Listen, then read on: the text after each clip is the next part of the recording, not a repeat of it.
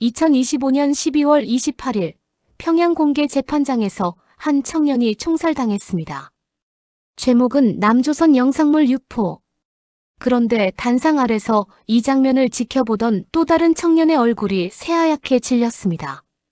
총살당한 사람은 자신의 대학 후배였고 자기 동생 가방에도 똑같은 USB가 들어있었기 때문입니다. 그날 밤 새벽 5시 보위부가 병상에 누운 아버지를 끌고 갔습니다. 3일 후 돌아온 아버지의 머리카락은 하얗게 새어 있었고 베개 밑에는 떨리는 글씨로 쓴 편지 한 장이 있었습니다. 철성아, 우리 집은 이제 끝이다. 너만이라도 가거라. 과연 그 청년은 어떤 선택을 했고 7발가락 어머니와 동생은 어떻게 됐을까요? 여러분의 구독과 좋아요 하나하나가 숨겨진 북한의 진실을 세상에 알리는 힘이 됩니다. 2025년 겨울 평양 문수거리 20층 김일성 광장과 대동강이 한눈에 내려다 보이는 특각 아파트에서 저는 매일 아침 같은 소리로 잠에서 깼습니다. 새벽 4시 어머니께서 부엌에서 움직이시는 소리였습니다. 철성아, 일어났니? 밥 먹어라. 저는 그 목소리가 세상에서 가장 따뜻하다고 생각했습니다. 서른한 해를 듣던 목소리였으니까요. 부엌으로 나가면 어머니는 늘 식탁에 밥상을 차려놓고 계셨습니다. 김치, 된장찌개, 달걀 후라이. 평양에서도 구하기 어려운 쌀밥이었습니다. 아버지가 당 중앙위원회 부부장이셨으니 가능한 일이었죠. 그런데 저는 어머니의 손을 볼 때마다 가슴 한편이 저렸습니다. 어머니의 발가락은 7개였습니다. 오른발 발가락 3개가 없었거든요. 어머니, 제가 할게요. 숟가락을 쥐려는 어머니 손을 제가 잡으면 어머니는 늘 같은 말씀을 하셨습니다. 아니다. 어미가 해줘야지. 내가 크는 동안 못 해준 게 얼마나 많은데. 1996년 겨울이었습니다. 그 해를 사람들은 고난의 행군이라 불렀죠. 저는 5살이었고 배가 고팠습니다. 당 간부 집안이었지만 그 해는 우리 집도 배급이 끊겼습니다. 어머니는 제가 먹을 것을 구하려고 매일 장마당을 헤맸다고 합니다. 그해 12월 영하 20도가 넘는 추위였습니다.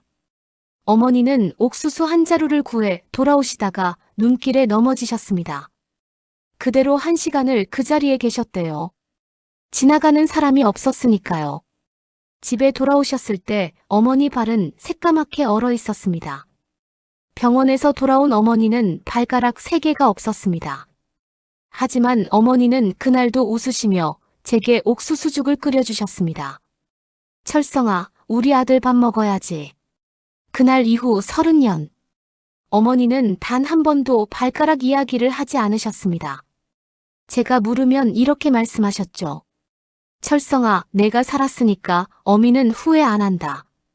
그 7발가락으로 어머니는 매일 새벽 4시에 일어나 제 식사를 준비하셨습니다. 젓가락 쥐기도 불편하실 텐데 어머니는 늘 웃으시며 반찬을 담아주셨습니다. 저희 집 거실에는 큰 액자가 하나 걸려 있었습니다. 증조할아버지, 할아버지, 아버지, 그리고 저 4대가 함께 찍은 사진이었습니다. 증조할아버지는 항일발치산 출신이셨고 할아버지는 6.25 전쟁 영웅이셨습니다. 공화국 훈장 2급을 받으신 분이었죠. 우리 가문은 3대가 혁명 가정이었습니다. 평양 중심부 문수거리에 살 수 있는 것도, 제가 김일성 종합대학에 갈 수 있었던 것도, 당대회 연락부 간부 후보생이 될 수 있었던 것도 모두 조상님들 덕분이었습니다. 하지만 저는 어린 시절부터 이상한 느낌을 받았습니다. 우리가 정말 행복한 건가? 어머니는 왜 발가락을 잃으셔야 했나? 혁명 가정인 우리도 굶주렸는데 다른 사람들은 얼마나 힘들었을까? 그런 생각을 하면 가슴이 답답했습니다. 하지만 입 밖으로 낼 수는 없었습니다. 이런 의심을 품는다는 것 자체가 위험한 일이었으니까요. 2025년 그해 겨울도 그렇게 흘러가고 있었습니다. 저는 여전히 당 대외 연락부 수습생이었고 미래는 탄탄해 보였습니다. 아버지 뒤를 이어 당 간부가 되는 것. 그게 제 앞에 놓인 길이었습니다. 하지만 저는 몰랐습니다. 그 모든 것이 무너지는데 단 한 달이면 충분하다는 것을. 그리고 제 인생이 완전히 바뀌게 될 거라는 것을 말이죠. 저녁이면 동생 오키가 조선예술단 연습을 마치고 돌아왔습니다. 무용수였던 오키는 늘 지쳐 보였습니다. 오빠. 오키는 소파에 앉은 제 옆에 와서 머리를 제 무릎에 기댔습니다. 오빠, 나는 오빠만 믿어. 왜 그래, 오키야? 그냥. 오빠가 없으면 나는. 오키는 말을 잇지 못했습니다. 저는 동생의 머리를 쓰다듬어 주었습니다. 27살이 된 동생이었지만 제 앞에서는 늘 어린 아이 같았습니다. 안방에서는 아버지의 기침 소리가 들렸습니다. 2024년 가을, 아버지는 갑자기 쓰러지셨습니다. 뇌졸중이었습니다. 그 뒤로 아버지는 반신불수가 되셨고 말씀도 제대로 하지 못하셨습니다. 저는 매일 밤 아버지 병상 옆에 앉았습니다. 아버지는 떨리는 왼손으로 제 손을 잡으셨습니다. 말은 못하셨지만 눈으로 말씀하시는 것 같았습니다. 철성아, 미안하다. 아버지가 너를 지켜주지 못해서. 저는 그날도 아버지 손을 꼭 잡았습니다. 아버지, 걱정 마세요. 제가 아버지 치료해 드릴게요. 제가 출세해서 꼭. 하지만 그때 저는 몰랐습니다. 그 약속을 지킬 수 없게 될 거라는 것을. 그리고 아버지와 보내는 시간이 얼마 남지 않았다는 것을 말이죠. 벽에는 할머니 영정 사진이 걸려 있었습니다. 2023년 돌아가신 할머니. 6.25 전쟁 때 남편을 잃고 혼자 아들을 키우신 분이었습니다. 할머니는 돌아가시기 전 제게 이런 말씀을 하셨습니다. 철성아, 할머니는 통일을 못 보고 가는구나.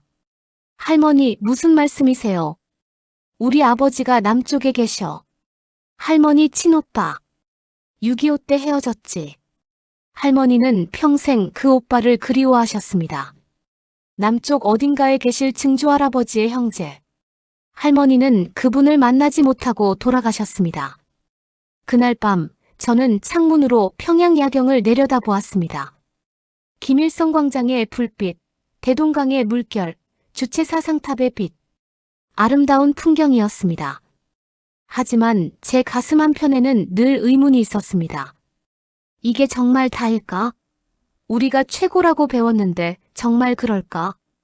2015년 저는 당의 선발로 중국 베이징 대학교에 교환학생으로 갔습니다. 1년 동안 그곳에서 공부했죠. 그때 저는 처음으로 인터넷을 만났습니다. 몰래 본 남한 뉴스, 서울의 야경, 자유롭게 웃는 사람들. 그게 우리와 같은 민족이라고. 그날 이후 저는 혼란스러웠습니다. 하지만 그 생각을 누구에게도 말할 수 없었습니다. 돌아와서도 저는 모범적인 당원으로 살았습니다.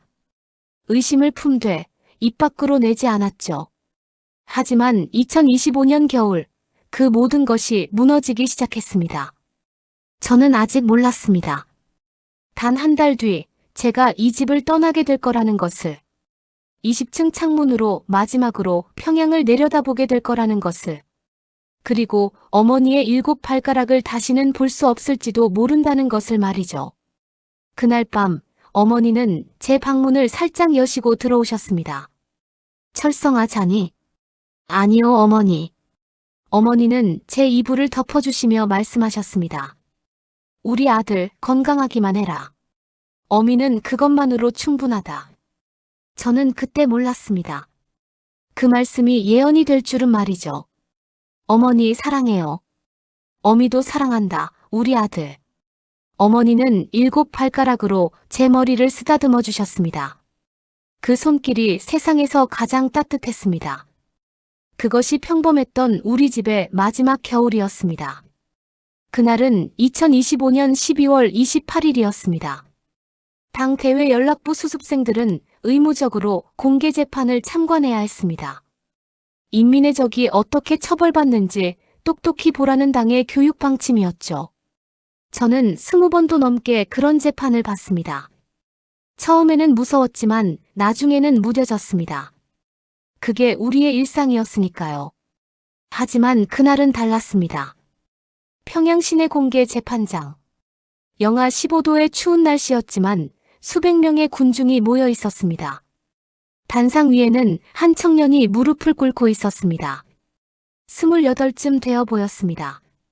저와 비슷한 나이였죠. 재판장이 죄목을 읽어 내려갔습니다. 피고 리성철은 반동적 남조선 영상물을 유포한 반역자입니다. 제 심장이 멎는 것 같았습니다. 리성철. 그 이름을 저는 알고 있었습니다. 김일성 종합대학 법학부 2년 후배였습니다. 도서관에서 몇 번 마주쳤던 청년이었죠. 여러분, 이것이 제국주의의 독약입니다. 재판관이 USB를 들어 보였습니다. 한국 드라마가 담긴 USB였습니다. 군중들은 야유를 퍼부었습니다. 저도 따라서 손을 들어야 했습니다. 그러지 않으면 저도 의심받았으니까요. 하지만 제 눈은 리성철에게서 떨어지지 않았습니다. 그는 고개를 떨구고 있었습니다. 온몸이 떨리고 있었죠.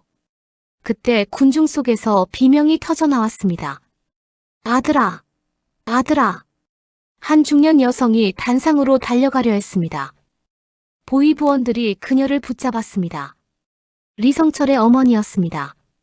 아들아! 엄마가 잘못했어. 엄마가. 제발 우리 아들만은. 어머니의 절규가 재판장을 울렸습니다. 저는 그 순간 우리 어머니가 떠올랐습니다. 만약 제가 저 자리에 있다면 우리 어머니도 저렇게 울부짖으실까? 7발가락으로 매일 새벽 식사를 준비해 주시는 우리 어머니. 저를 살리려고 발가락을 잃으신 어머니. 그 어머니가 제가 처형당하는 걸 보신다면. 총성이 울렸습니다. 리성철이 쓰러졌습니다. 어머니의 비명이 하늘을 찔렀습니다. 아! 보위부원들이 그 어머니도 끌고 갔습니다. 가족도 함께 처벌받는 게 우리 체제였습니다. 어머니는 끌려가면서도 아들의 이름을 불렀습니다. 성철아! 성철아! 저는 그 자리에 얼어붙은 것처럼 서 있었습니다. 옆에 있던 동료가 제 팔을 꼬집었습니다. 김철성 동무 박수 쳐야지. 저는 정신을 차렸습니다. 군중들이 박수를 치고 있었습니다. 저도 손을 움직였습니다. 하지만 제 손은 떨리고 있었습니다. 그날 밤 저는 악몽을 꿨습니다. 단상 위에 무릎 꿇은 사람은 리성철이 아니라 저였습니다. 군중 속에서 울부짖는 사람은 리성철 어머니가 아니라 우리 어머니였습니다. 철성아, 철성아. 7발가락으로 제게 달려오시는 어머니. 보위부원들이 어머니를 끌고 가는 모습. 어머니. 저는 비명을 지르며 잠에서 깼습니다. 온몸이 땀으로 젖어 있었습니다. 새벽 3시였습니다. 저는 벌떡 일어나 어머니 방으로 갔습니다. 문을 살짝 열었습니다. 어머니는 주무시지 않고 계셨습니다. 무릎 꿇고 앉아서 두 손을 모으고 계셨습니다. 기도하고 계셨던 겁니다. 수령님, 우리 철성이 지켜주시옵소서. 건강하게만 해주시옵소서. 저는 그 모습을 보고 가슴이 미어졌습니다. 어머니는 신을 믿지 않으셨습니다. 우리 체제에서 종교는 금지되어 있었으니까요. 하지만 어머니는 매일 밤 이렇게 기도하고 계셨던 겁니다. 아들을 위해서. 저는 조용히 제 방으로 돌아왔습니다. 잠을 이룰 수 없었습니다. 다음 날 저녁 동생 오키가 연습을 마치고 돌아왔습니다. 평소와 달리 얼굴이 창백했습니다. 오빠. 왜 그래, 오키야? 오키는 제 방문을 닫았습니다. 그리고 떨리는 손으로 주머니에서 뭔가를 꺼냈습니다. 작은 USB였습니다. 제 심장이 멎는 줄 알았습니다. 오키야, 이게 뭐야? 오빠. 나도 봤어. 뭘 봤는데? 한국 드라마. 저는 오키의 입을 손으로 막았습니다. 벽에도 귀가 있다는 말이 있었습니다. 누가 들을지 몰랐습니다. 미쳤어? 어디서 이런 걸? 무용단 언니가 줬어. 오빠, 나 너무 무서워. 오키가 제 품에 안기며 울기 시작했습니다. 어제 공개 재판 이야기 들었어. 오빠, 저 사람도 이것 때문이잖아. 나도 저렇게 되는 거 아니야? 오키야, 괜찮아. 오빠가 있잖아. 하지만 제 목소리도 떨리고 있었습니다. 리성철의 처형 장면이 눈앞에 아른거렸습니다. 오빠, 나 그거 봤어. 한국 사람들이 사는 거. 오키는 흐느끼며 말했습니다. 오빠, 거기 사람들은 웃으면서 살아. 진짜로. 밥도 마음대로 먹고, 춤도 자유롭게 추고. 오키야, 그만해. 오빠, 우리는 왜 이렇게 살아야 해? 우리가 뭘 잘못했어? 저는 동생을 꽉 안았습니다. 동생 몸이 부들부들 떨리고 있었습니다. 오키야, 울지 마. 오빠가 지켜줄게. 하지만 저도 무서웠습니다. 만약 오키가 발각되면 어떻게 하지? 우리 가족 전체가 수용소로 가는 건가? 그날 밤 저는 2015년을 떠올렸습니다. 베이징 대학교 교환학생 시절. 저는 처음으로 자유로운 인터넷을 만났습니다. 당의 감시를 피해 몰래 컴퓨터실에 들어갔습니다. 그리고 검색창에 대한민국을 쳤습니다.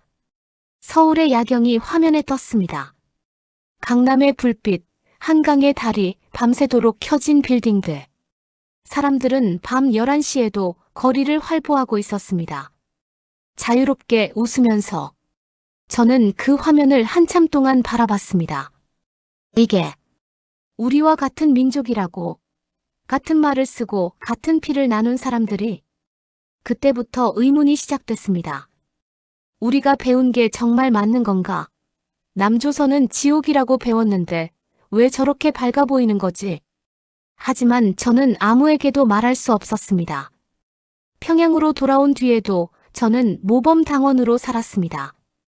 의심을 가슴에 묻고 충성을 입으로 외쳤습니다. 그게 살아남는 방법이었으니까요. 며칠 뒤 아버지 동료였던 김 부장이 숙청됐다는 소문이 들렸습니다. 당 중앙위원회 내부의 권력투쟁이었습니다. 김 부장과 가까웠던 간부들이 줄줄이 조사를 받았습니다. 저는 불길한 예감이 들었습니다. 우리 아버지도 김 부장과 가까웠습니다. 그날 저녁 아버지는 병상에서 저를 부르셨습니다. 떨리는 왼손으로 제 손을 잡으셨습니다. 말씀은 제대로 못하셨지만 눈빛으로 뭔가를 말씀하시는 것 같았습니다. 내 아버지. 조심하라. 그 말씀을 하시려는 것 같았습니다. 저는 아버지 손을 꼭 잡았습니다. 아버지, 걱정 마세요. 우리 괜찮을 거예요. 하지만 저도 확신이 없었습니다. 이 체제에서는 아무도 안전하지 않았습니다. 혁명 3대 가문이라도, 당 간부라도 한순간에 무너질 수 있었습니다. 그날 밤, 저는 창문으로 평양을 내려다보았습니다. 김일성 광장의 불빛이 여전히 밝았습니다. 하지만 제 눈에는 그 빛이 차갑게만 느껴졌습니다. 리성철 어머니의 절규가 귓가에 맴돌았습니다. 아들아, 엄마가 잘못했어. 만약 우리 어머니가 저런 상황에 처하신다면, 7발가락으로 달려오시며 제 이름을 부르신다면, 저는 견딜 수 없을 것 같았습니다. 그날 밤부터 저는 알았습니다. 뭔가 변해야 한다고.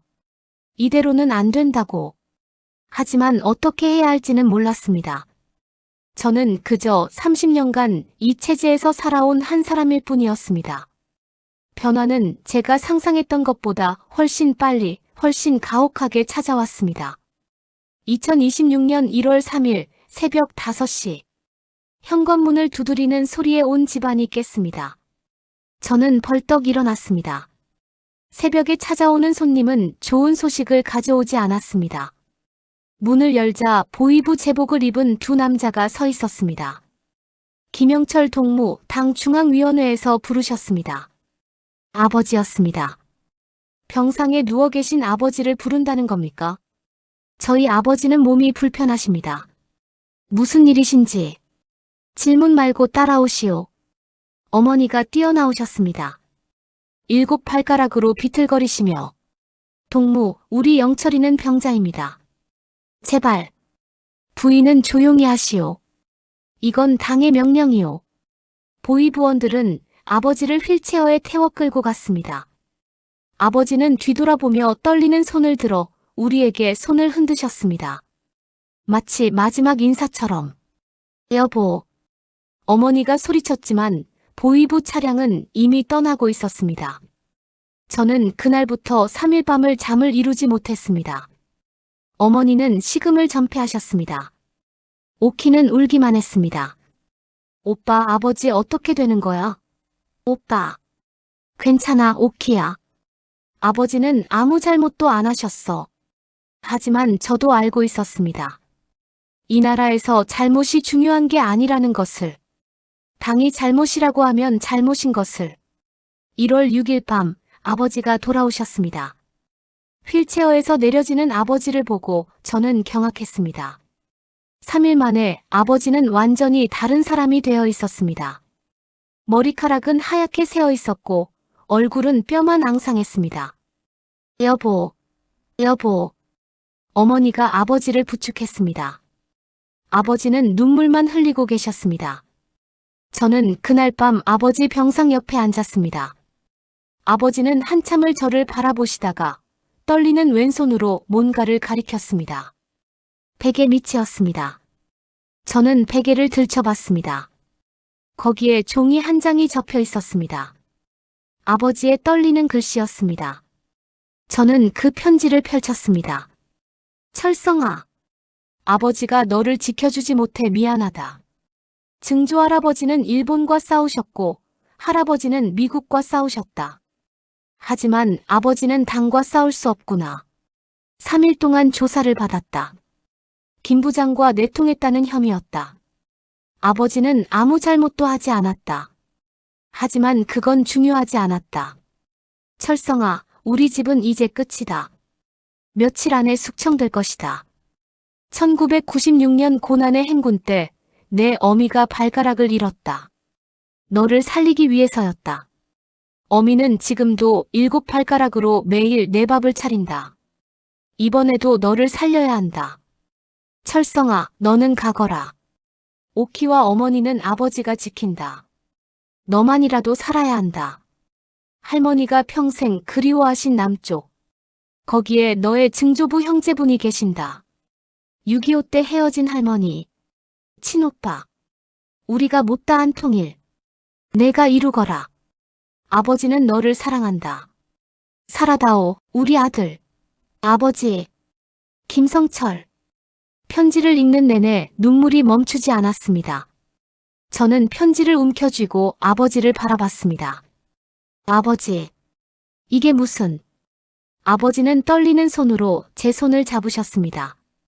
그리고 입술을 움직이셨습니다. 가. 라. 가. 라. 가라. 가라고 하시는 겁니다. 아버지, 저는 못 가요. 아버지를 두고 어떻게. 아버지 눈에서 눈물이 주르륵 흘렀습니다. 아버지는 고개를 저으셨습니다. 그리고 제 손을 놓으셨습니다. 저는 편지를 붙잡고 방으로 돌아왔습니다. 그리고 바닥에 주저앉아 울었습니다. 다음 날 아침 어머니가 제 방으로 들어오셨습니다. 편지를 읽으셨는지 눈이 퉁퉁 부어 있었습니다. 어머니는 제 옆에 앉으셨습니다. 그리고 7발가락으로 제 손을 꽉 잡으셨습니다. 철성아. 내 어머니. 어미가 1996년에 발가락 잃은 거 알지? 네. 그건 후회 안 한다. 너를 살린 거니까. 어머니 목소리가 떨렸습니다. 이번에도 널 살려야 한다. 철성아, 가거라. 어머니. 어미는 내가 살아만 있으면 된다. 밥 먹고 건강하고 그것만. 어머니는 말을 잇지 못하셨습니다. 저는 어머니 품에 안겼습니다. 어머니도 저를 껴안으셨습니다. 어머니, 저는 못 가요. 어머니를 두고 어떻게 가요? 철성아, 넌 살아야 한다. 내가 죽으면 어미도 죽는다. 내가 살아야 어미도 산다. 어머니는 떨리는 목소리로 말씀하셨습니다. 가거라, 우리 아들. 어미 걱정은 하지 마라. 어미는, 어미는, 어머니는 더 이상 말씀하지 못하시고 제 품에서 오열하셨습니다. 저는 그날 결심했습니다. 가야 한다고. 가족을 살리려면 제가 가야 한다고. 하지만 오키에게 어떻게 말해야 할까요? 그날 저녁 오키가 연습을 마치고 돌아왔습니다. 저는 오키를 제 방으로 불렀습니다. 오키야, 앉아. 왜 그래, 오빠? 무슨 일 있어? 저는 한참을 말을 잇지 못했습니다. 오키는 제 표정을 보고 알아챘습니다. 오빠. 설마. 오키야, 오빠가 떠나야 할 것 같아. 뭐? 오키가 벌떡 일어났습니다. 오빠, 무슨 소리야? 어디를 가는데? 오키야, 우리 집이 위험해. 아버지가 숙청될 거야. 그럼 더더욱 오빠가 있어야 하잖아. 오키가 소리쳤습니다. 오빠, 나는 오빠 없으면 못 살아. 오빠. 저는 오키를 껴안았습니다. 오키야, 미안해. 오빠가 너무 미안해. 오빠, 가지 마. 제발. 나도 데려가. 나도. 안 돼, 오키야. 넌 엄마 아빠 모셔야지. 그럼 오빠는 어떡하고? 오키는 제 품에서 울부짖었습니다. 저도 눈물이 멈추지 않았습니다. 오빠, 약속해. 꼭 살아있어. 꼭. 응, 오빠 약속할게. 오빠, 나 혼자 두고 가면 안 돼. 꼭 다시 만나야 해. 꼭. 오키는 밤새 제 손을 놓지 않았습니다. 저도 동생을 꼭 안고 있었습니다. 다음 날, 저는 할머니 영정 앞에 무릎을 꿇었습니다. 2023년 돌아가신 할머니. 남쪽에 두고 온 오빠를 평생 그리워하시다 가신 분. 할머니 손자가 남쪽 가봅니다. 저는 영정 사진을 바라보며 말했습니다. 할머니께서 그리워하시던 증조할아버지 형제분. 제가 찾아뵙겠습니다. 통일. 할머니가 못 보신 통일. 손자가 꼭 이루겠습니다. 영정 사진 속 할머니는 웃고 계셨습니다. 하지만 그 눈빛은 슬퍼 보였습니다. 저는 그날 밤 아버지 병상 옆에 마지막으로 앉았습니다. 아버지는 떨리는 손으로 제 손을 잡으셨습니다. 저는 아버지 손을 두 손으로 꼭 쥐었습니다. 아버지, 제가 꼭 살겠습니다. 그리고 꼭 다시 모시러 올게요. 아버지, 건강하세요. 제발. 아버지는 눈물을 흘리시며 고개를 끄덕이셨습니다. 그리고 입술을 움직이셨습니다. 살아라. 저는 아버지 손에 입을 맞췄습니다. 네, 아버지. 꼭 살겠습니다. 그것이 아버지와 나눈 마지막 대화였습니다. 어머니는 그날 밤부터 제가 떠날 준비를 하셨습니다. 7발가락으로 주먹밥을 만드시고 옷을 챙기시고 제가 필요한 것들을 가방에 넣으셨습니다. 저는 어머니 손을 붙잡았습니다. 어머니, 제가 할게요. 아니다. 어미가 해줘야지. 마지막으로. 어머니는 눈물을 훔치시며 계속 짐을 싸셨습니다. 그날 밤 우리 가족은 한 방에 모여 잤습니다. 아버지 병상 옆에 어머니, 저 오키. 넷이 함께 마지막 밤을 보냈습니다. 어머니는 밤새 제 머리를 쓰다듬으셨습니다. 7발가락으로. 오키는 제 손을 꼭 잡고 울었습니다. 아버지는 떨리는 손으로 제 손을 만지셨습니다. 그것이 우리 가족의 마지막 밤이었습니다. 새벽 3시, 저는 떠나야 했습니다. 2026년 1월 10일 새벽 3시. 알람은 울리지 않았습니다. 어차피 아무도 잠들지 못했으니까요. 저는 어둠 속에서 눈을 떴습니다. 오늘이 마지막이라는 생각에 심장이 미친 듯이 뛰었습니다. 20층 창문 밖으로 평양의 야경이 보였습니다. 김일성 광장의 희미한 불빛, 대동강의 어둠. 제가 31해를 살아온 이 도시를 떠나는 날이었습니다. 거실로 나가자 온 가족이 이미 깨어 있었습니다. 어머니는 부엌에서 마지막 식사를 준비하고 계셨습니다. 7발가락으로 비틀거리시면서도 주먹밥을 만들고 계셨습니다. 하나, 둘, 셋. 어머니의 떨리는 손이 쌀을 쥐고 또 쥐었습니다. 어머니, 철성아 와서 먹어라. 어미가 만든 주먹밥이다. 식탁에는 주먹밥 3개가 놓여 있었습니다. 어머니가 평생 만들어주신 것 중 가장 정성스러운 주먹밥이었습니다. 어머니, 저 배 안 고파요. 먹어라. 길이 멀다. 배고프면 안 된다. 저는 주먹밥을 하나 집어들었습니다. 한 입 베어 물었습니다. 그 순간 눈물이 터져 나왔습니다. 어머니의 손맛이었습니다. 7 발가락으로 만든 마지막 주먹밥. 맛있니? 네, 어머니. 세상에서 제일 맛있어요. 어머니는 웃으셨지만 눈에서는 눈물이 흘렀습니다. 옆방에서는 오키가 흐느끼는 소리가 들렸습니다. 저는 오키 방으로 갔습니다. 오키는 침대에 얼굴을 묻고 울고 있었습니다. 오키야. 오빠. 진짜 가는 거야? 응. 나는 어떡하고. 오키가 벌떡 일어나 제게 달려왔습니다. 그리고 제 품에 안겨 울었습니다. 오빠 가지마. 나 오빠 없으면 못 살아. 오키야, 오빠 꼭 살아있을게. 약속했잖아. 오빠, 나도 데려가. 제발. 나도. 저는 오키를 꼭 안았습니다. 동생의 온몸이 떨리고 있었습니다. 오키야, 넌 엄마 아빠 모셔야지. 오빠 대신. 오빠. 오빠가 곧 데리러 올게. 조금만 기다려. 응? 정말 올 거야? 응, 약속해. 하지만 저도 알고 있었습니다. 그게 지킬 수 없는 약속일 수도 있다는 것을. 하지만 거짓말이라도 해야 했습니다. 동생을 위해서. 아버지 병상으로 갔습니다. 아버지는 떨리는 눈으로 저를 바라보고 계셨습니다. 저는 아버지 옆에 무릎을 꿇었습니다. 아버지, 저 갑니다. 아버지는 떨리는 왼손을 들어 제 얼굴을 만지셨습니다. 눈물이 뺨을 타고 흘렀습니다. 아버지, 제가 꼭 모시러 올게요. 꼭요. 건강하세요. 제발 건강하세요. 아버지 입술이 움직였습니다. 미안하다. 저는 아버지 손을 붙잡고 얼굴을 묻었습니다. 그리고 소리내어 울었습니다. 아버지, 미안해요. 제가. 아버지는 제 머리를 쓰다듬어 주셨습니다. 떨리는 손으로. 새벽 3시 30분. 떠날 시간이었습니다. 어머니가 가방을 챙겨주셨습니다.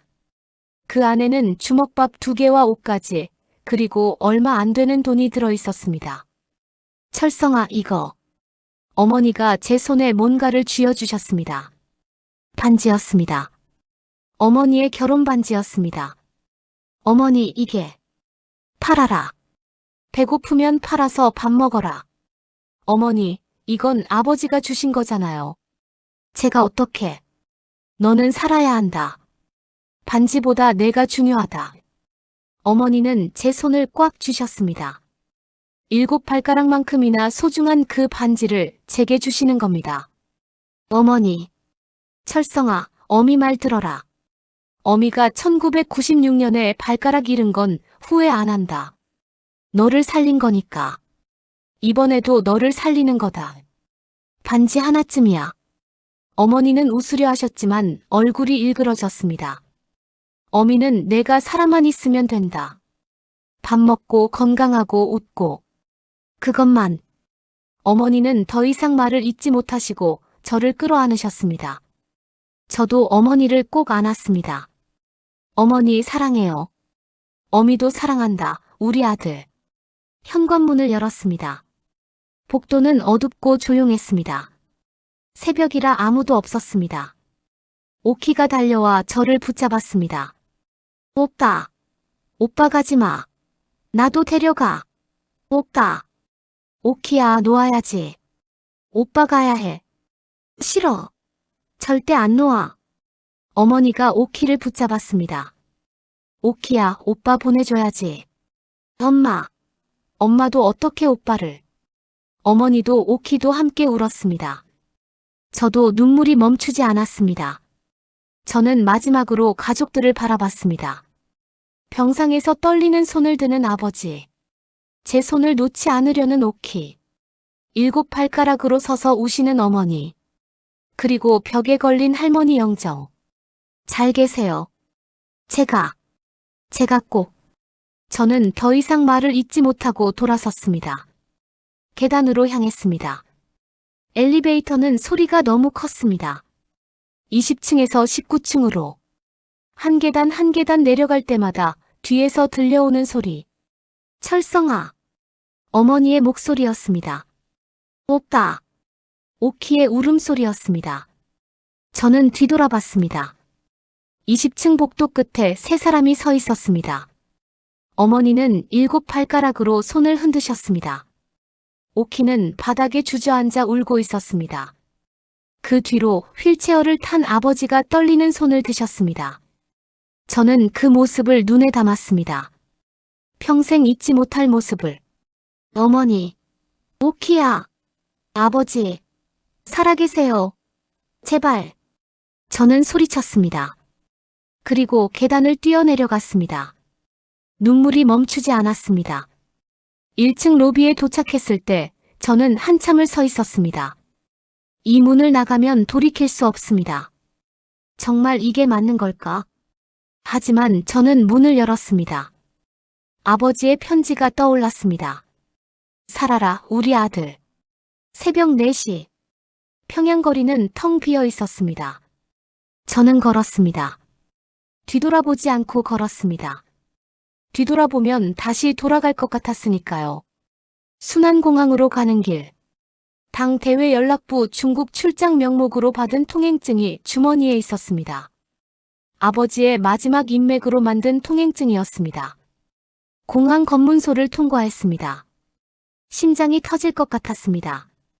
김철성 동무 신의주 출장이요? 네, 중국 단둥 현지 조사입니다. 통과. 비행기에 올랐습니다. 평양에서 신의주까지. 단 1시간. 창문으로 평양이 보였습니다. 문수거리가 보였습니다. 20층 우리 집이 보였습니다. 저는 유리창에 손을 댔습니다. 어머니, 오키야 아버지. 제가 꼭 살겠습니다. 비행기가 이륙했습니다. 평양이 점점 멀어졌습니다.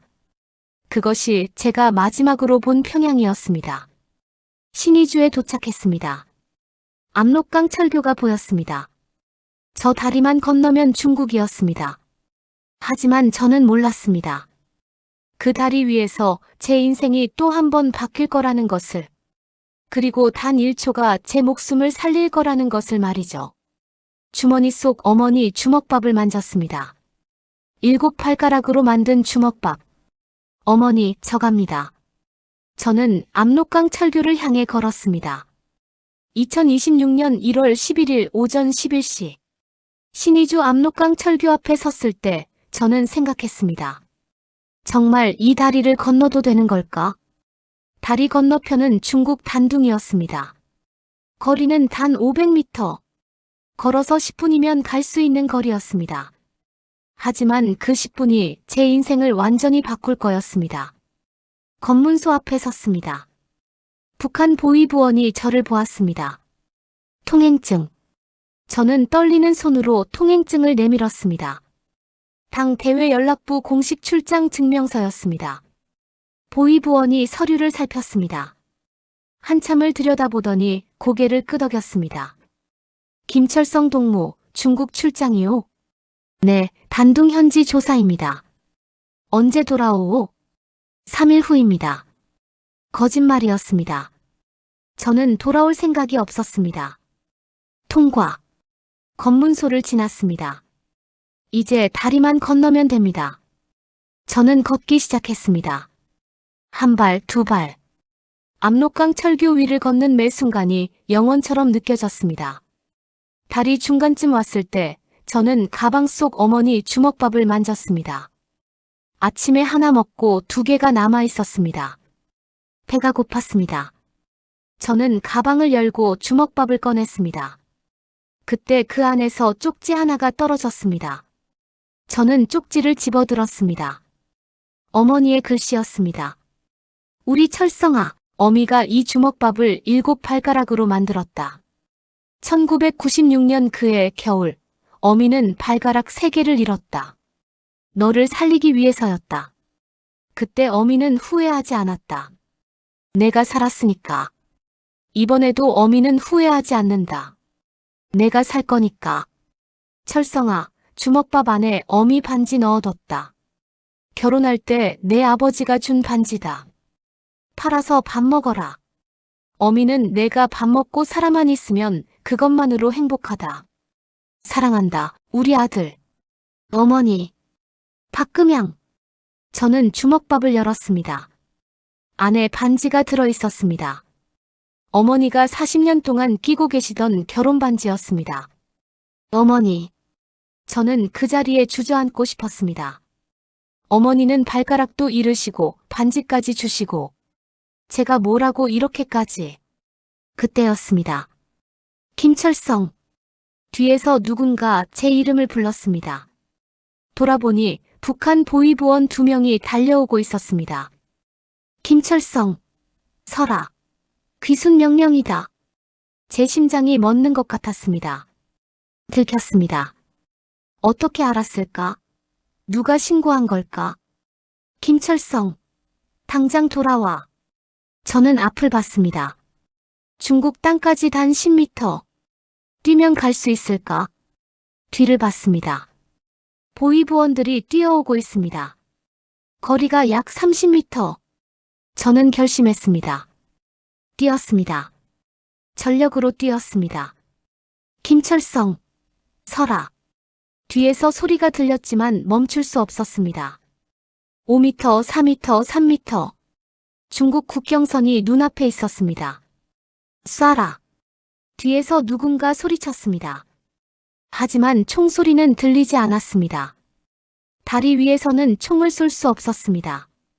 중국과의 외교 문제가 될 테니까요. 2m, 1m.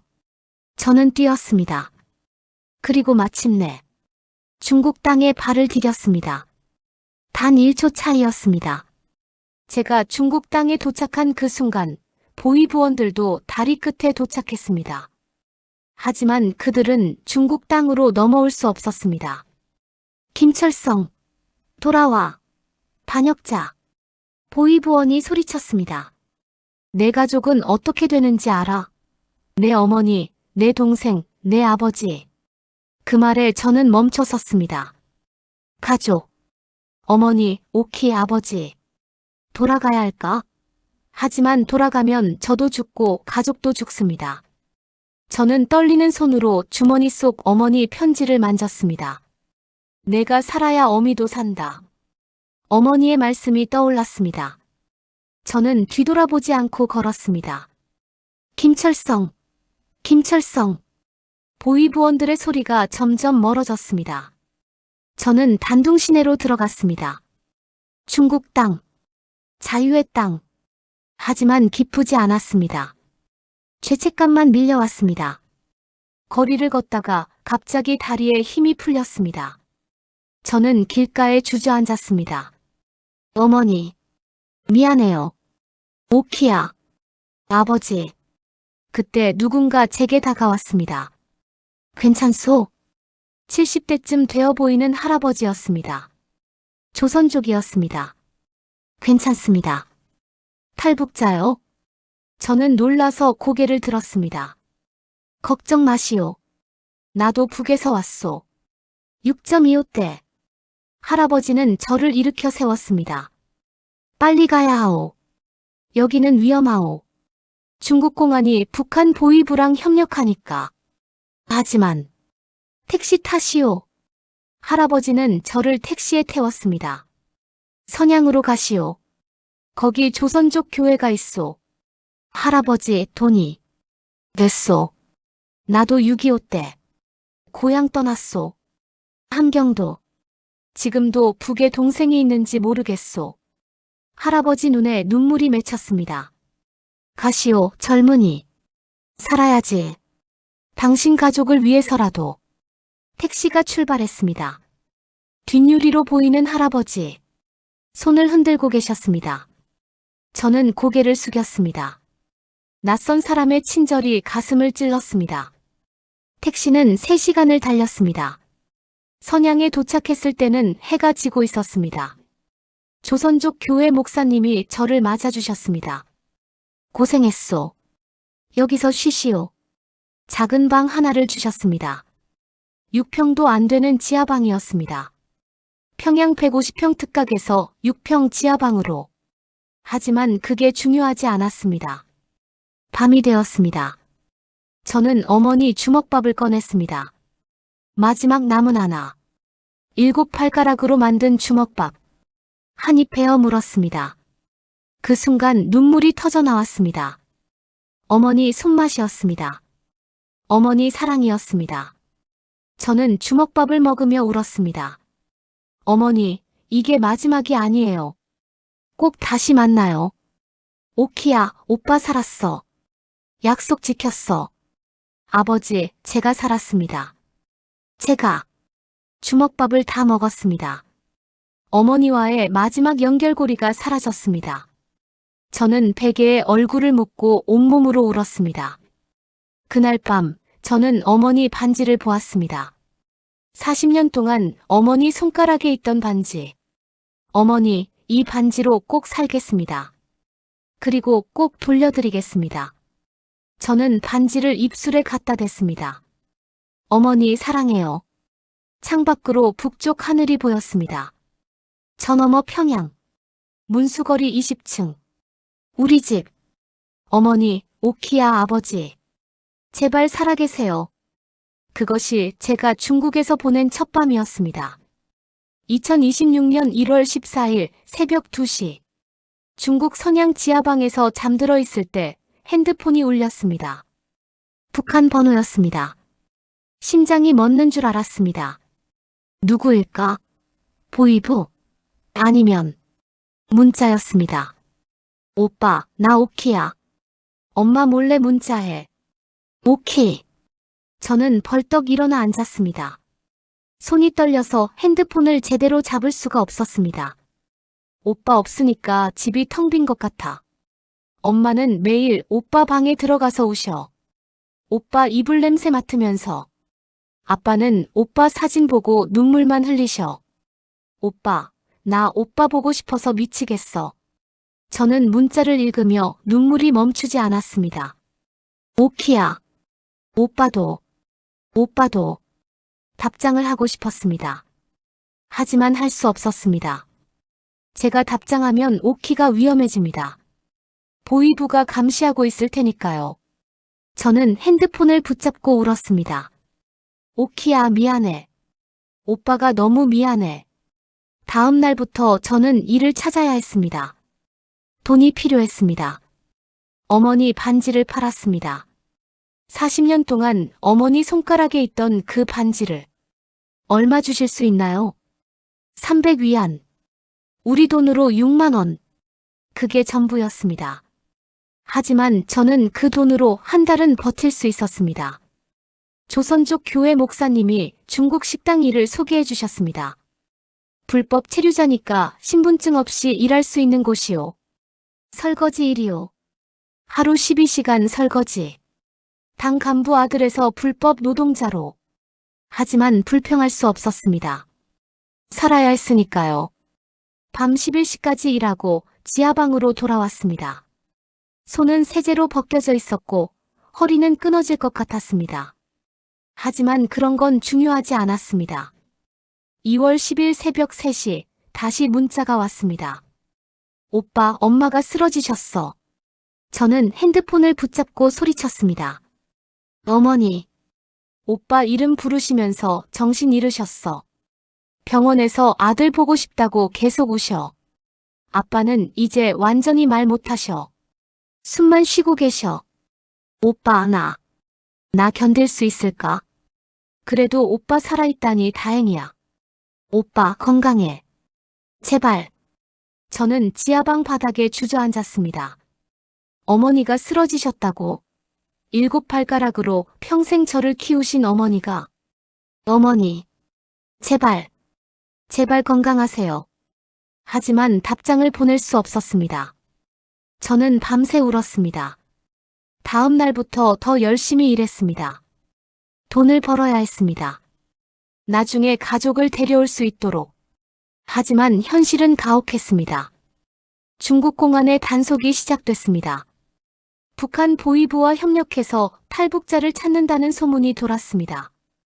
특히 저같이 특권층 출신은 더 위험했습니다.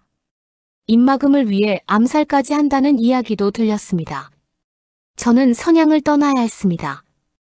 2월 말 베이징으로 이동했습니다. 2015년 유학 시절 친구 리웨이가 도와줬습니다.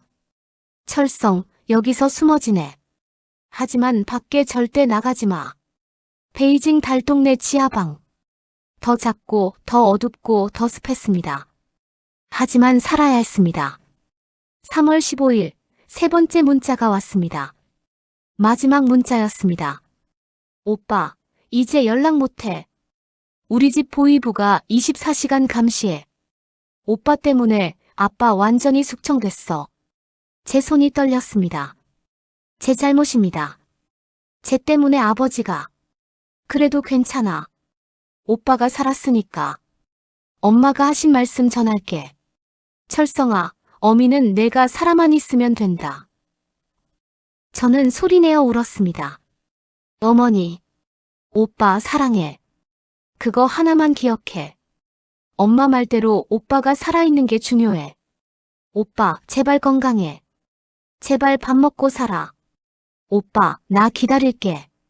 언젠가 오빠 오면 그때 다시 만나자. 마지막 문장이 저를 무너뜨렸습니다. 다음 생에 꼭 다시 오빠 동생으로 태어날게. 사랑해, 우리 오빠. 다음 생. 아니야, 오키야. 다음 생이 아니야. 이번 생에 꼭 만나야지. 저는 답장을 쳤습니다. 오키야, 오빠 살아있어. 꼭 만나자. 이번 생에. 하지만 문자는 전송되지 않았습니다. 그 번호는 이미 없어진 번호였습니다. 오키야! 오키야! 저는 핸드폰을 붙잡고 울부짖었습니다. 그날 이후 오키에게서 더 이상 연락이 오지 않았습니다. 3월부터 5월까지 저는 베이징에서 숨어 지냈습니다. 낮에는 중국 공장에서 일했습니다. 불법 노동이었습니다. 신분증도 없이 이름도 가짜로. 하루 14시간 일했습니다. 밤 12시에 끝나는 일이었습니다. 김일성 종합대학 법학부 수석 졸업, 당대회 연락부 간부 후보생이 공장 노동자가 됐습니다. 하지만 불평하지 않았습니다. 일하다가 손을 다쳤습니다. 기계에 손가락이 찢어졌습니다. 그때 어머니가 생각났습니다. 어미는 발가락 3개를 잃었어. 너를 살리려고. 어머니는 발가락을 잃으셨는데 나는 손가락 하나 다친 걸로. 저는 다친 손을 붕대로 감고 다시 일했습니다. 밤에 지하방으로 돌아오면 어머니에게 편지를 썼습니다. 보낼 수 없는 편지였습니다. 어머니, 철성이가 오늘도 일했습니다. 어머니께서 주신 반지 덕분에 한 달 버텼습니다.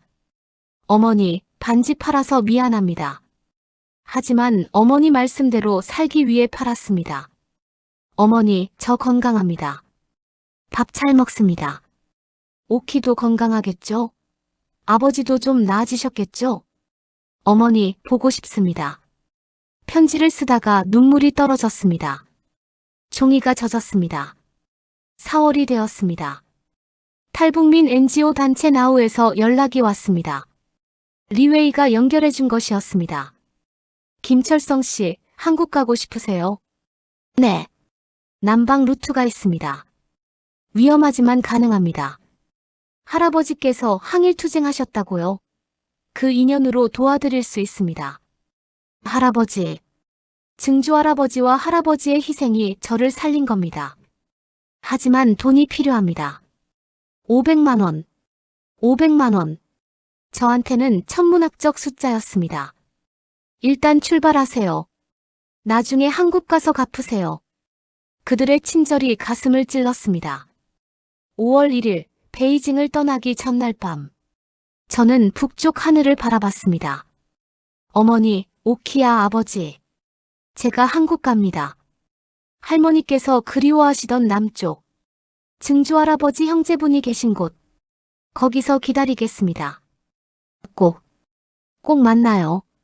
다음 날 저는 남쪽으로 향했습니다. 중국 쿤밍, 그리고 라오스로. 가장 위험한 여정이 시작됐습니다. 2026년 5월 2일. 베이징에서 쿤밍까지 기차로 사흘. 그리고 라오스 국경으로 향하는 버스에 몸을 실었습니다.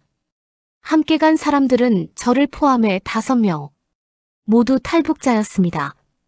모두 가족을 북에 두고 온 사람들이었습니다. 형님, 가족은 어디 계세요? 25쯤 되어 보이는 청년이 물었습니다. 평양에 있습니다. 어머니, 아버지, 동생. 저도요. 엄마랑 동생이. 우리는 더 이상 말하지 않았습니다. 말하면 눈물이 날 것 같았으니까요. 5월 7일 라오스 국경에 도착했습니다. 브로커가 말했습니다. 여기서부터는 정글을 걸어서 넘어야 합니다. 5일 걸립니다. 5일? 네, 길이 없어요. 산을 넘어야 합니다. 저는 각오했습니다. 어머니는 발가락을 잃으셨습니다. 저는 이 정도는 견뎌야 합니다. 정글 행군이 시작됐습니다. 첫날은 괜찮았습니다. 둘째 날도 버텼습니다. 하지만 셋째 날부터 지옥이었습니다. 벌레가 온몸을 물었습니다. 땀이 비오듯 쏟아졌습니다. 다리는 후들거렸습니다. 넷째 날 저는 쓰러졌습니다. 형님! 청년이 저를 흔들었습니다. 괜찮습니다. 조금만 쉬면.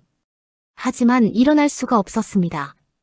열이 40도까지 올랐습니다. 그날 밤 저는 환각을 봤습니다. 어머니가 보였습니다. 철성아, 밥 먹어라. 7발가락으로 밥상을 차리시는 어머니. 어머니, 저 배 안 고파요. 먹어야지. 길이 멀다. 저는 손을 뻗었습니다. 하지만 어머니는 사라졌습니다. 동생이 보였습니다. 오빠, 포기하지 마. 오키야. 오빠는 약속했잖아. 꼭 살겠다고. 응. 오빠 약속했지. 아버지가 보였습니다. 철성아. 잘 살아라. 네, 아버지. 제가 살겠습니다. 할머니가 보였습니다. 손자야, 조금만 더. 남쪽이 가까워. 할머니가 못 본 통일. 내가 보거라. 네, 할머니. 꼭두 새벽에 눈을 떴습니다. 청년이 제 옆에서 물수건으로 제 이마를 닦아주고 있었습니다. 형님, 정신 차리셨어요? 고마워요. 형님, 가야 해요. 조금만 더 가면 라오스예요. 저는 일어났습니다. 비틀거렸지만 걸었습니다. 어머니는 발가락 3개를 잃으셨어. 나는 이 정도는. 5째 날 저녁, 우리는 라오스에 도착했습니다. 다 왔습니다. 여기가 라오스예요. 모두 울었습니다. 저도 울었습니다. 라오스에서 태국까지는 버스로 이틀.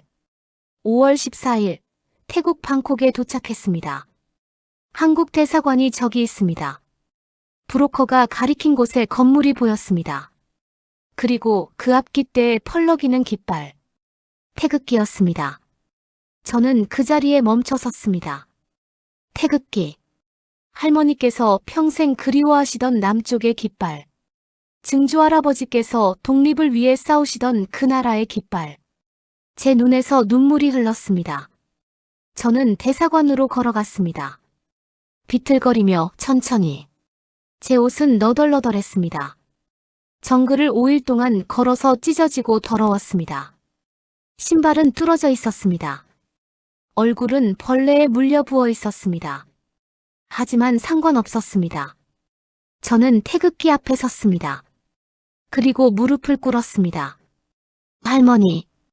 저는 태극기를 바라보며 울었습니다. 손자가 왔습니다.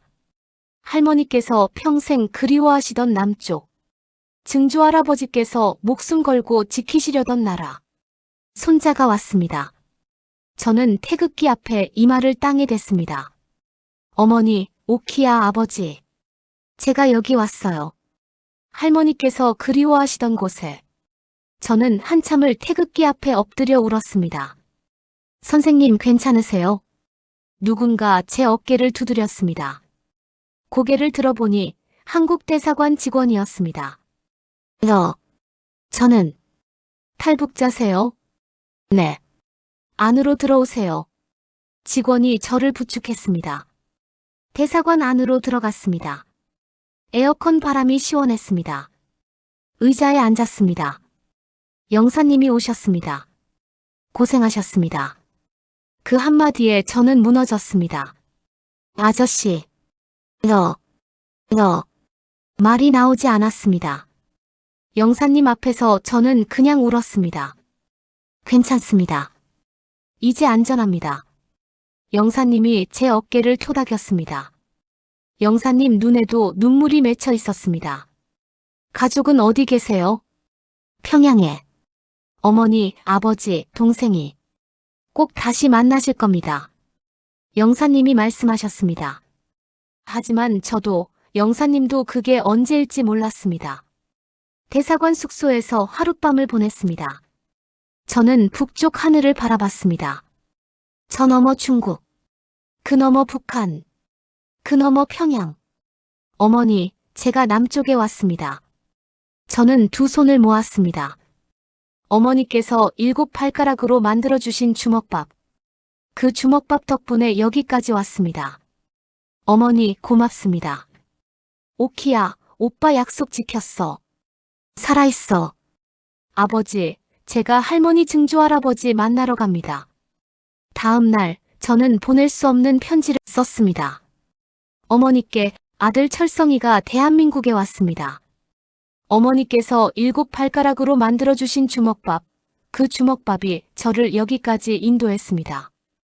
어머니께서 주신 반지도 저를 살렸습니다. 어머니, 아들이 살았습니다.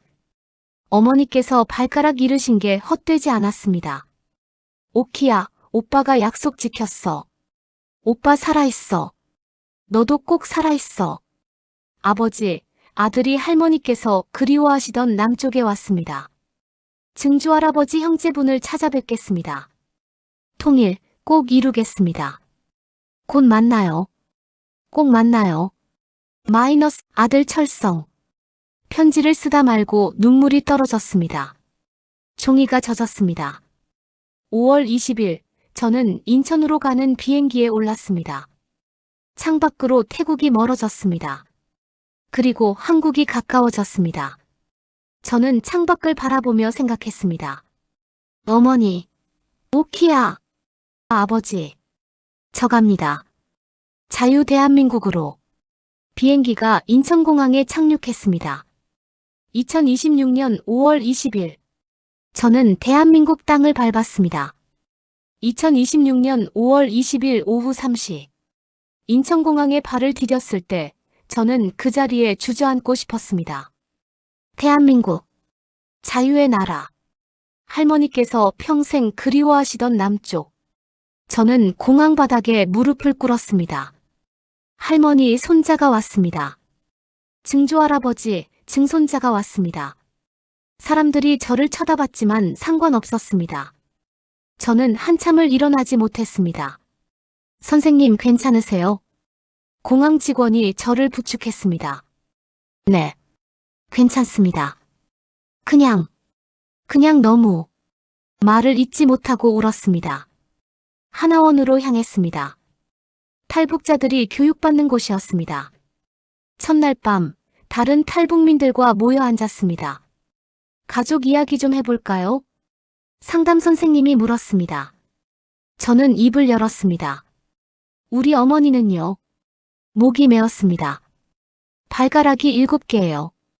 다른 사람들이 저를 바라봤습니다. 1996년 고난의 행군 때 저를 살리려고 세계를 잃으셨어요. 말하다 말고 울음이 터졌습니다. 어머니는 그 7발가락으로 매일 새벽 4시에 일어나서 제 밥을 차려주셨어요. 30년 동안 옆에 앉은 아줌마가 제 손을 잡아주셨습니다. 아들, 꼭 다시 만날 거예요. 네. 꼭 만나야죠. 하지만 저도 알고 있었습니다. 그게 언제일지 아무도 모른다는 것을. 하나원 교육을 마치고 6월에 서울로 나왔습니다. 정부에서 지원해주는 작은 원룸이었습니다. 10평. 평양 150평 특각에서 10평 원룸으로. 하지만 감사했습니다. 지붕이 있고 잠잘 곳이 있으니까요. 첫날 밤 저는 방 한가운데 앉아서 울었습니다. 어머니, 저 여기 왔어요. 자유 대한민국. 오키야, 오빠 약속 지켰어. 살아있어. 아버지, 아들이 살았습니다. 일자리를 찾아야 했습니다. 편의점 야간 알바를 시작했습니다. 밤 11시부터 아침 7시까지. 손님이 없을 때면 저는 핸드폰으로 평양을 검색했습니다. 문수거리 평양 야경 김일성 광장. 사진들이 나왔습니다. 제가 살던 곳이었습니다. 어머니, 지금 뭐하고 계세요? 화면 속 평양을 보며 눈물이 났습니다. 7월에 이산 가족 찾기 센터를 방문했습니다. 할머니 유품이 있으신가요? 네, 이거. 할머니께서 평생 간직하신 오빠 사진이었습니다. 6.25 전 찍은 사진이었습니다. 할머니 친오빠가 남쪽에 계실 거예요. 그 후손을 센터에서 3주 동안 찾아주셨습니다. 그리고 연락이 왔습니다. 찾았습니다. 대구에 계십니다. 저는 그날로 대구로 내려갔습니다. 80대 할아버지가 저를 기다리고 계셨습니다. 내가 북쪽 철성이구나. 네, 할아버지. 우리 형님 손자. 우리 형님 손자가. 할아버지는 저를 껴안고 우셨습니다. 저도 울었습니다. 할아버지, 저희 할머니께서 평생 오빠를 찾으셨어요. 나도 형님을 평생. 우리는 한참을 붙잡고 울었습니다. 할아버지와 함께 남산에 올랐습니다. 서울 야경이 펼쳐졌습니다. 수없이 많은 불빛들. 자유롭게 빛나는 도시. 저는 북쪽 하늘을 바라봤습니다. 어머니, 여기가 할머니께서 그리워하시던 곳이에요. 증조할아버지 동생 후손을 만났어요. 오키야, 너도 와야 해. 꼭. 아버지, 통일되면. 말을 잇지 못하고 울었습니다. 할아버지가 제 어깨를 토닥였습니다. 철성아, 꼭 만날 거다. 우리 세대에는 못 봤지만 너희 세대는 볼 거야. 네, 할아버지. 꼭 보겠습니다. 8월부터 대학원 준비를 시작했습니다. 통일학을 공부하고 싶었습니다. 편의점 알바를 하며 공부했습니다. 밤새 일하고 낮에 도서관에서 공부했습니다. 힘들었지만 포기하지 않았습니다. 어머니는 발가락을 잃으셨어. 나는 이 정도는. 9월 탈북민 방송 출연 제의가 왔습니다. 김철성 씨 이야기를 많은 사람들에게. 처음에는 거절하려 했습니다. 부끄러웠으니까요. 하지만 생각했습니다. 어머니가 보실 수도 있지 않을까? 방송에 나갔습니다. 카메라 앞에 앉았습니다. 어머니. 카메라를 보며 말했습니다. 철성이에요. 저 건강해요. 어머니께서 7발가락으로 만들어주신 주먹밥. 그 주먹밥이 저를 여기까지 인도했어요. 어머니, 고맙습니다. 사랑합니다. 방송 중에 눈물이 멈추지 않았습니다. 오키야, 오빠 여기 있어. 건강해. 밥 잘 먹어. 아버지, 힘내세요. 제가 꼭 모시러 갈게요. 방송이 끝났습니다. PD님이 말씀하셨습니다. 좋은 방송이었어요. 많은 분들이 감동하실 겁니다. 혹시 북한에서도 볼 수 있을까요? 글쎄요. 쉽지 않겠지만. 하지만 저는 믿고 싶었습니다. 어머니가 보실 거라고. 매일 밤 저는 일기를 썼습니다. 마이너스. 2026년 10월 15일. 어머니께. 오늘은 한국 음식을 배웠어요. 김치찌개. 어머니께서 해주시던 그 맛이 나요. 어머니, 저 밥 잘 먹어요. 걱정 마세요. 오키에게. 오빠 건강해. 편의점에서 일하면서 공부해. 너도 건강하지? 아버지께. 아들이 대학원 준비하고 있습니다. 통일학 공부하겠습니다. 통일되면 제가 꼭 모시러 갑니다. 마이너스 아들.